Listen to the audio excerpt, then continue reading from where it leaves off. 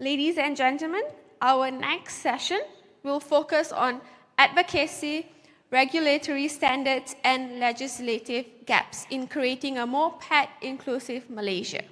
It's our pleasure to invite Mr. Devkumar from the Malaysian National Animal Welfare Foundation. Mr. Dev is an active animal welfare advocate who continues to champion stronger regulatory frameworks, responsible pet ownership, and collaborative solutions to improve animal welfare standards across Malaysia. Ladies and gentlemen, please join me in welcoming Mr. Devkumar.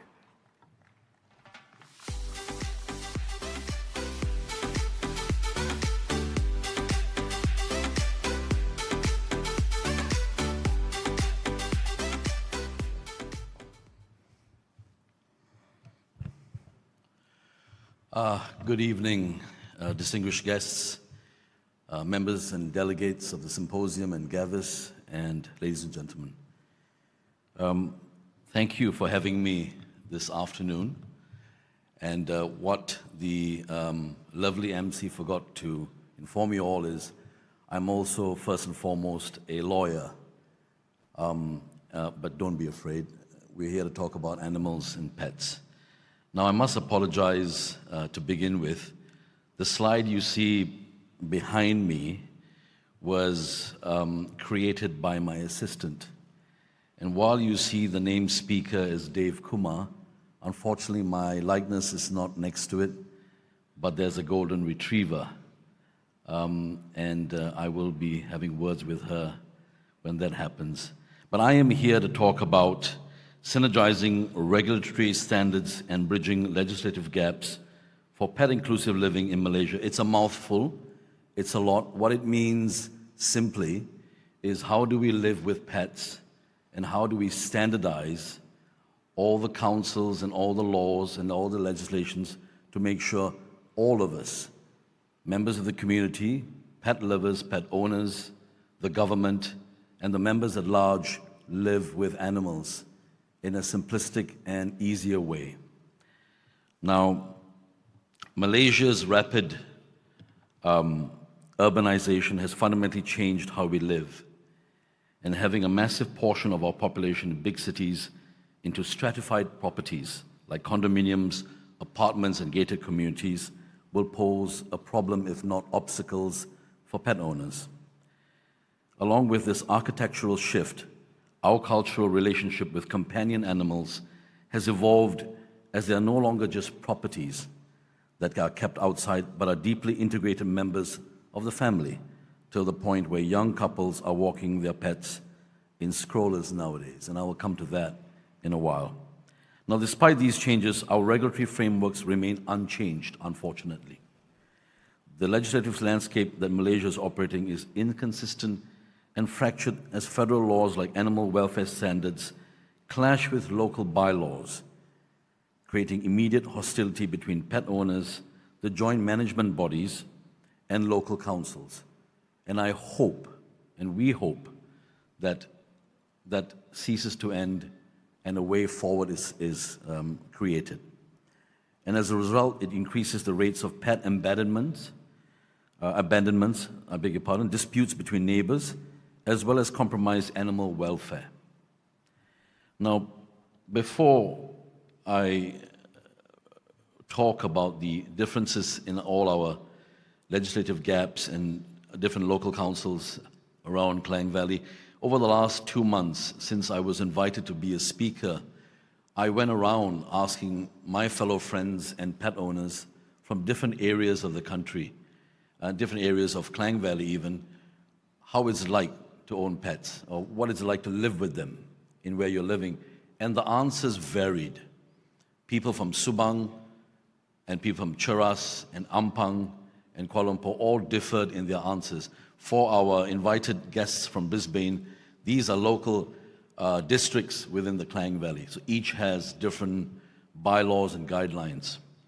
So first, I thought I'd give just a brief view of what the differences are. As some of you already know, amongst all our districts. We start with Kuala Lumpur. Kuala Lumpur, Bangsar, Damansara. Now, owners of landed properties are generally permitted to keep up to 2 dogs. Although additional dogs may be approved upon application, residents of high-rise buildings may keep 1 approved small dog per unit, subjected to obtaining written consent from the building management and submitting a photograph of the dog's height during these licensing processes. Now, I find in my research that the problems arise more with the canine population, dogs, as opposed to cats. However, there are many district councils that also impose certain guidelines on cats as well. So when it comes to Kuala Lumpur, DBKL, which is the local council for Kuala Lumpur, also imposes breed-specific restrictions. Now, these are important because certain breeds are considered dangerous breeds by their standards. Breeds such as, when I speaking of dogs, I meant breeds such as pit bulls, mastiffs, even Rottweilers and Dobermans. Now, these general breeds are not allowed in high-rise condominiums or apartments. However, they are allowed in certain areas of landed property and so on. We also now have another comparative study with PJ, MPPJ, the City Council for the district of Putrajaya. A distinctive feature of the MPPJ bylaws is the prohibition of keeping dogs above the ground floor in high-rise residential buildings, while pet dogs are only permitted in ground floor units. Now, this is not found in many of the other councils, so it's specific to PJ. Only if you're living on the ground floor of apartments and condominiums are you allowed to have dogs, and they are also subject to height restrictions. The other areas that I wish to also highlight would include Subang Jaya. Now, I've put Penang Island there, but I will come back to that because I'm going to concentrate on Klang Valley first. Now, Subang Jaya adopts a more comparative, permissive approach towards pet ownership. Under the Strata Management Regulations of 2015, pets are generally allowed in condominiums and apartments, provided they do not create a nuisance, health risk, or safety hazard to other residents. Now, this represents a departure from MPSJ's previous prohibition on dogs in high-rise buildings. So now they have a more inclusive take, a more inclusive view towards having pets in the Subang Jaya area.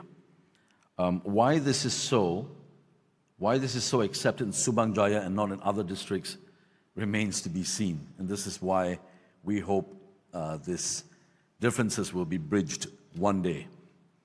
Now we come to Klang. Klang is the next area, and Klang goes a bit strange in terms of their guidelines. The Klang Royal City Council regulates the number of dogs that may be kept based on the size of the property, permitting up to 2 dogs on land measuring less than 1,000 square meters and up to 4 dogs on larger properties. These are landed properties. Dogs are generally not permitted in any high-rise residential buildings. That's the guideline for Klang. Pet owners may, however, make use of the designated pet-friendly locations. There are pet-friendly parks in Klang, namely what I found is a park called Gravitate Lake Park and Satya Alam Dog Park. Now, these are just small examples of them. Next, we have Ampang. Now, in Ampang, the number of dogs permitted also is determined by the size of the property. Similar to that of Klang, 2 dogs are allowed on properties smaller than 1,000 square meters and 4 dogs on larger properties. Dog licenses must also be renewed annually through the Ampang Jaya Municipal Council. And like several neighboring local authorities, dogs are generally not permitted above the ground floor in high-rise residential buildings. So what that means is, for those of you who do not know, in councils or districts like Ampang and Klang, you're not allowed to have dogs if you're living on the 1st, 2nd, and 3rd floor and upwards. But you're allowed to have dogs if you're living on the ground floor. What that translates to is, well, in my books, what it translates to is you're not allowed to have dogs in lifts going up to higher floors. We come to Shah Alam, and unlike MPSJ, the keeping of dogs in high-rise residential buildings is generally not permitted unless expressly allowed under applicable strata regulations and the building management rules. So Shah Alam falls back on JMBs and management rules. Another district which is a bit further down south is Johor Bahru. And Johor Bahru has its own set of rules. This is what I wanted to highlight across the country. MBJB,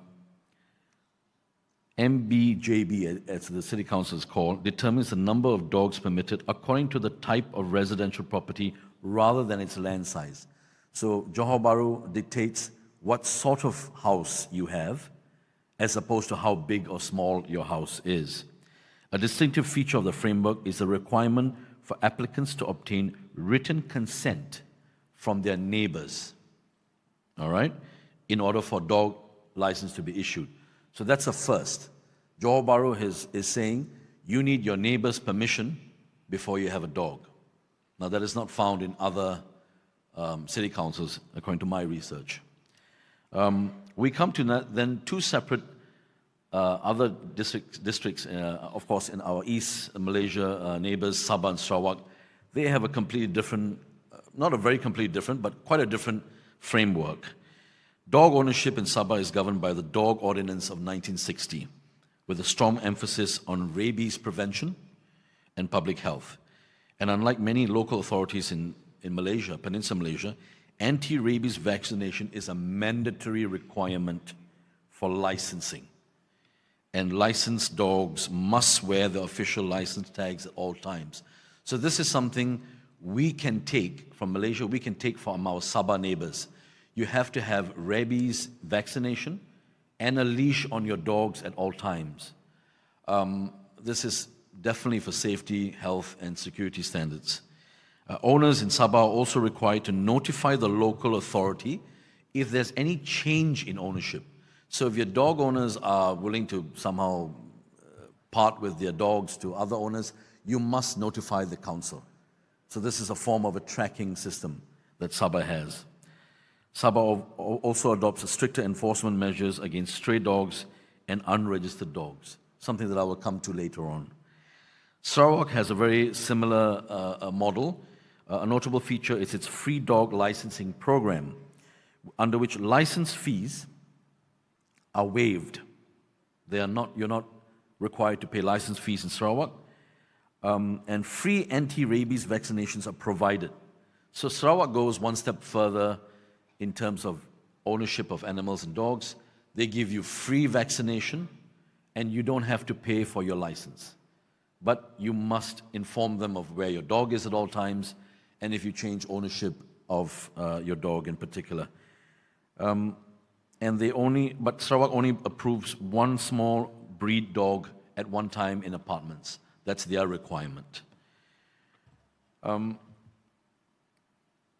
I will come back to Penang,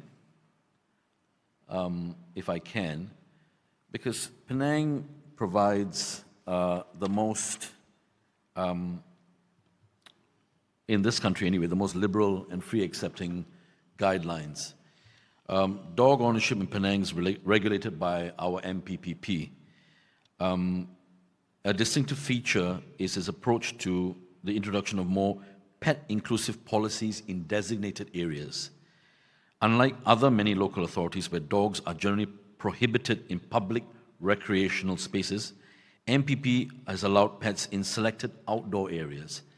Many malls in Penang have designated areas where pets are allowed. Now, I believe in Klang Valley, they are slowly introducing pet-friendly areas in malls. However, that's not generally across Klang Valley. I stand to be corrected.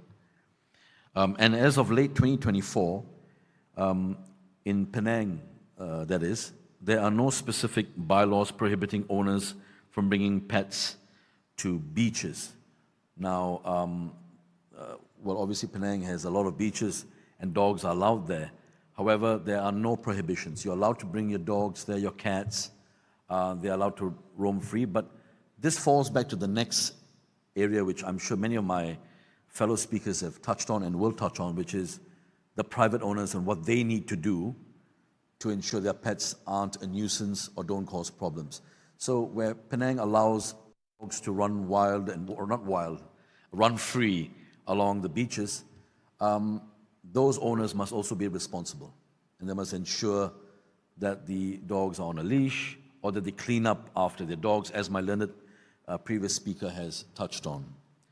I'm going to jump and say something else about Penang first, because Penang has historically been more inclusive of pets and animals for a long time now. I know this because I come from that great state of Penang. And most recently, I think as far back as I think a month ago, Penang has introduced what is a more friendly initiative for pet-friendly parks. And most of these parks will be now designated under the new program. All parks will be designated pet-friendly, with the majority of the bigger parks having pet-friendly areas for dogs. That doesn't mean dogs are roaming all over the parks. What it means is there's an area for parks and for pet owners where dogs, cats, and other animals can be without disturbing the general population who go to parks. The state will also introduce 2 dedicated dog-friendly parks where dogs can exercise and socialize in a safe and controlled environment. These initiatives were being developed in collaboration with local councils and a lot of the animal welfare organizations which are very active in Penang. And that aims to introduce guidelines and require pet owners to clean up after their pets. So these requirements are still on the pet owners, and we can't emphasize that more. If you want to have pets roam around, you have to take responsibility. But what is very important here today, as we have seen from all the several councils, especially in Klang Valley, is that there is a lot of discrepancy between all the councils in Klang Valley. And what we try to advocate is, or what we try to push forward is a standardization for all local councils to follow one single guideline and not put their own specific or private or separate issues on each one. I think that's the only way of going forward. The classification of dogs plays an important part. That's an important thing. Now, there are certain dog breeds, of course, that are not allowed in the open space or in public. Those are considered pretty dangerous breeds. I stand to be corrected by my fellow learned speakers. Dogs that include bull mastiffs, bull terriers, German shepherds, Rottweilers, and the like. However, the reason behind classifying these breeds as being restricted has not been clearly explained, or it's not clearly set out here within Malaysia anyway. No one is saying that bull mastiffs are dangerous or Rottweilers are dangerous, but there must be some form of classification, there must be some form of explanation, and there must be some form of acceptance where these dogs are able to run around or run wild or run free without being a danger to the public. A large dog is not automatically an aggressive dog. A dog's behavior is shaped by responsible ownership, training, socialization, and proper care. And at the same time, a current approach appears inconsistent. Smaller breeds are generally allowed to be licensed without similar concerns. So here we are having prejudice within the dog community. Smaller dogs are allowed licenses, but they can be classified as nuisances. I'm going to maybe anger a lot of dog owners here, but I have incurred many smaller dogs being very noisy, okay? Whether in lifts or in supermarkets or in cafes, they tend to bark, and they're a total nuisance. This is a personal example. But the bigger dogs sit quietly, and they don't move, and then they leave. So you can't actually, in my view, subject to all the animal specialists here, you can't exactly classify a large dog as being dangerous and a small dog as being not dangerous. So that classification doesn't come. It comes down to what we highlighted earlier. responsible ownership, socialization, and proper training for dogs, especially when they're leased out to public spaces. Another significant issue concerning pet ownership, especially in Klang Valley, is when it comes to strata or high-rise residential developments. That's a problem now being incurred by many of you in the Klang Valley, yeah? Which is that different joint management bodies and management and committees are not standardizing their rules with all the condominiums. This can be helped where local councils come and work hand in hand and try to standardize for all condominiums and apartments, as well as all councils in the Klang Valley. At least standardize that first would be a good way to move forward. Now, I was asked to also touch on certain things which needs to be stated on, which is the classification of dogs. Not all dogs are dangerous, right? As what I said earlier. Now, there are categories of dogs from normal to security to service. Service dogs are what helps people who are blind and people with disabilities, so they can't be classified in the same rule as many others. There are many issues where these dogs are all classified into one category, and I believe the local councils need more guidance and direction when it comes to classification of different categories. Be more well educated there or guided there, and then you'll be able to allow perfectly allowable dogs to go into parks or even private areas without having to classify them as being dangerous. What legislative frameworks are there in place? Well, if I can, sorry, I will just, regarding licensing frameworks, at the federal level, there is the Animal Welfare Act of 2015, which has been highlighted by my learned speaker before. And this act generally enforces animal welfare throughout the country. Now, the other important act is the Animal Act of 1953, which helps oversee and control the spread of diseases, especially rabies, tracking, and so on.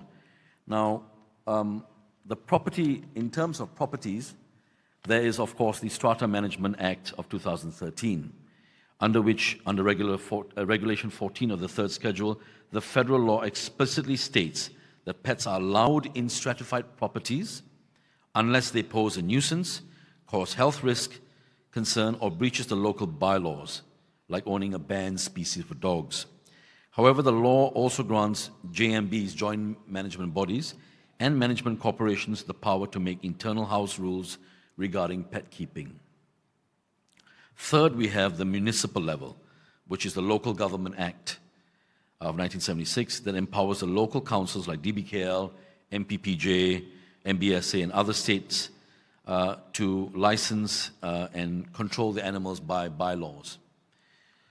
Now, we respectfully state that because of this, there is a lack of uniformity in terms of creating a foundation to be built upon, which ultimately creates the conflict that you see, which many municipal councils still maintain, because they run still blanket bans on specific breeds and straight out prohibit pets in general that undermine the legal nuance intended by acts such as the Strata Management title.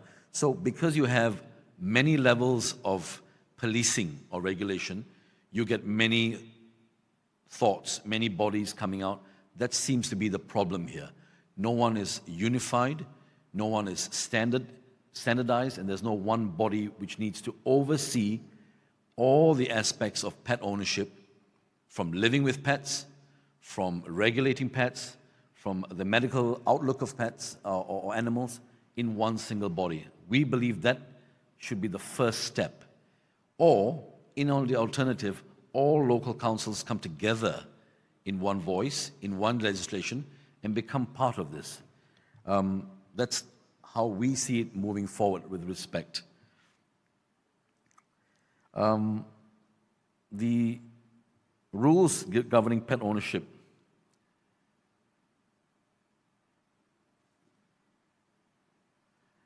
are not uniform in Malaysia, as I said, as each council has their own rules.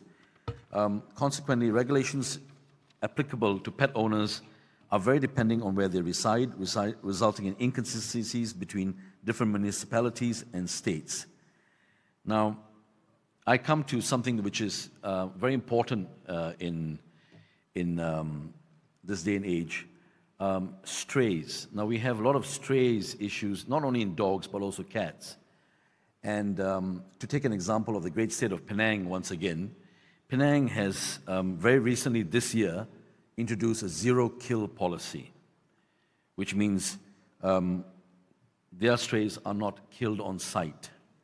Now, this is a humane animal management approach that introduced to reduce the stray population without resulting to euthanasia. Instead of killing stray dogs, the policy focuses on trap, neuter, release, where animals are captured, sterilized, vaccinated, then released back into control areas or sent to animal welfare departments or animal welfare areas, where they are then opened up to ownership either by sale, or usually it's by voluntary ownership and whoever comes and adopts animals. The goal is not to only manage numbers, but to gradually reduce the stray population in a more ethical and sustainable way. Over time, Penang's approach has been seen to be a model of how animal welfare and public safety can be balanced through long-term planning rather than short-term solutions. Now, this goes back to what my learned speaker before me was saying. Animal welfare is also about care, and you have to care for the animals you know about.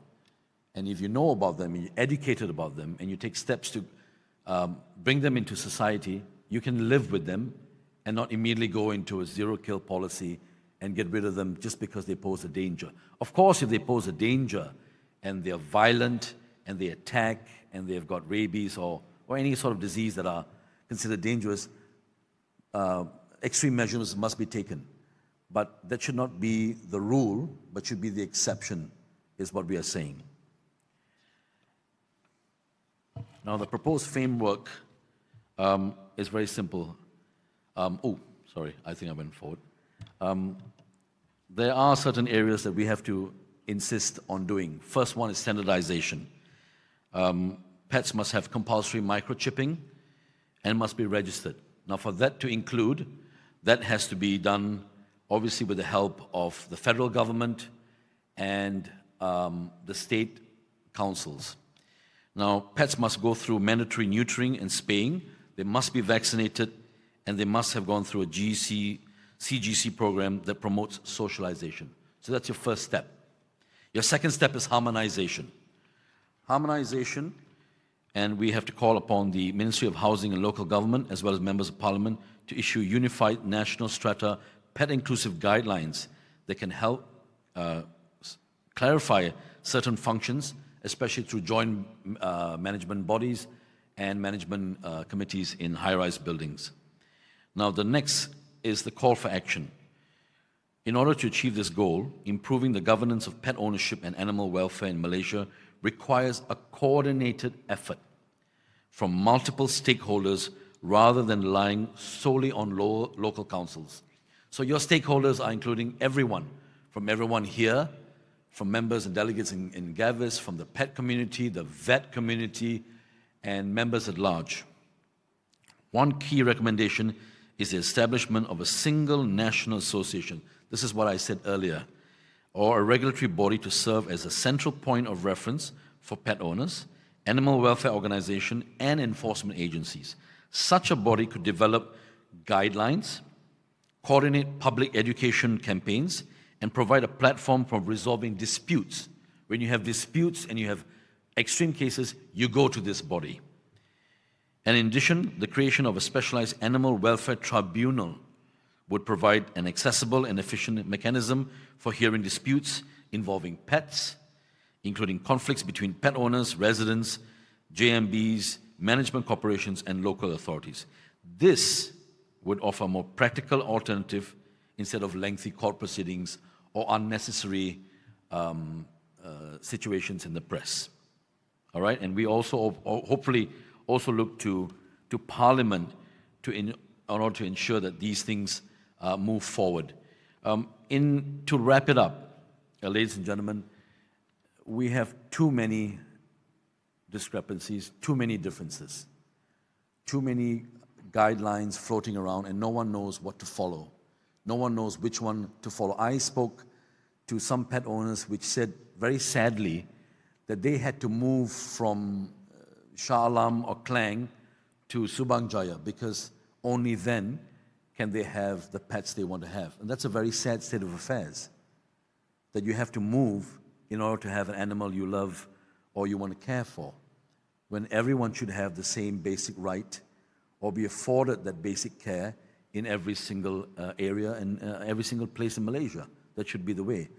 So I hope the powers that be and the higher powers that be take the initiative or listen to the voices of what you're hearing here today in this symposium to unify, to standardize, and to make one body responsible. And in order to do that, we'll have a much more progressive community and a much more acceptable pet-loving society. Thank you very much.